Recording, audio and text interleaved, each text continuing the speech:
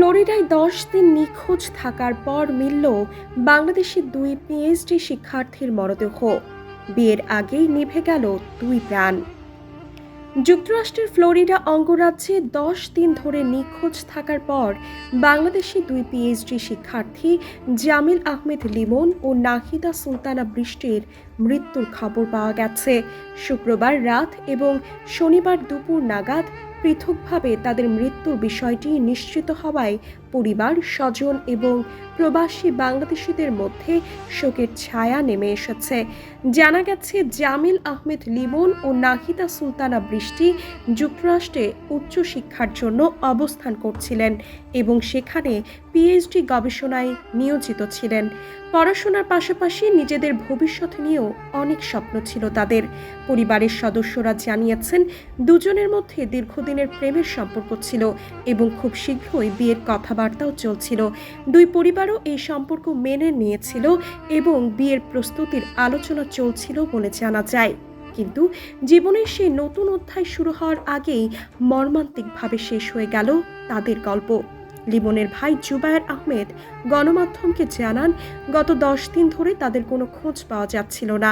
Phone, message কিংবা সামাজিক যোগাযোগ মাধ্যম কোথাও কোনো সাড়া মিলছিল না। এতে পরিবারের সদস্যরা চরম উদ্বিগ্ন হয়ে পড়েন। দূর দেশে থাকা সন্তানদের নিয়ে উৎকণ্ঠায় দিন কাটাচ্ছিল পরিবার। পরে স্থানীয় প্রশাসন ও আইন শৃঙ্খলা রক্ষাকারী বাহিনীর সহায়তায় অনুসন্ধান শুরু হয় এবং নিখোঁজ ডায়েরিও করা হয় বলে জানা গেছে। অনুসন্ধানের এক পর্যায়ে শুক্রবার রাতে প্রথমে একজনের মৃত্যুর খবর আসে। সেই খবর সামলাতে না সামলাতেই শনিবার দুপুরে নিশ্চিত হওয়া যায় অন্যজনও আর বেঁচে নেই। অল্প সময়ের ব্যবধানে এমন দুটি দুঃসংবাদে ভেঙে পড়েছে দুই পরিবার। স্বজনদের কান্নায় ভারী হয়ে উঠেছে পরিবেশ। পরিবারের সদস্যরা মরদেহ দ্রুত দেশে এনে দাফনের ব্যবস্থা করার চেষ্টা করছেন।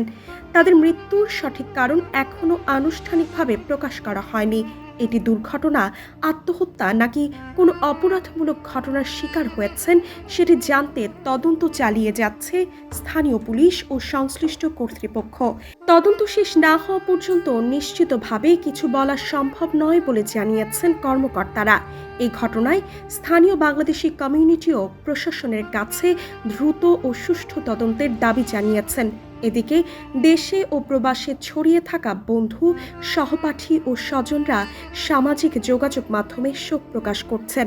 অনেকেই তাদের স্মৃতিচারণ করে লিখছেন, তারা ছিলেন অত্যন্ত মেধাবী, স্বপ্নবাজ এবং ভদ্র স্বভাবের মানুষ।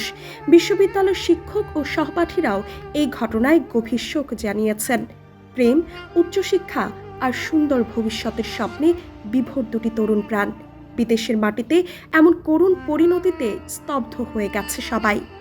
এখন সবার একটাই দাবি, ঘটনার প্রকৃত কারণ দ্রুত উদ্ঘাটন করে সত্য সামনে আনা হোক, যেন আর কোনো পরিবারকে এমন হৃদয় বিদারক পরিস্থিতির মুখোমুখি হতে না হয়।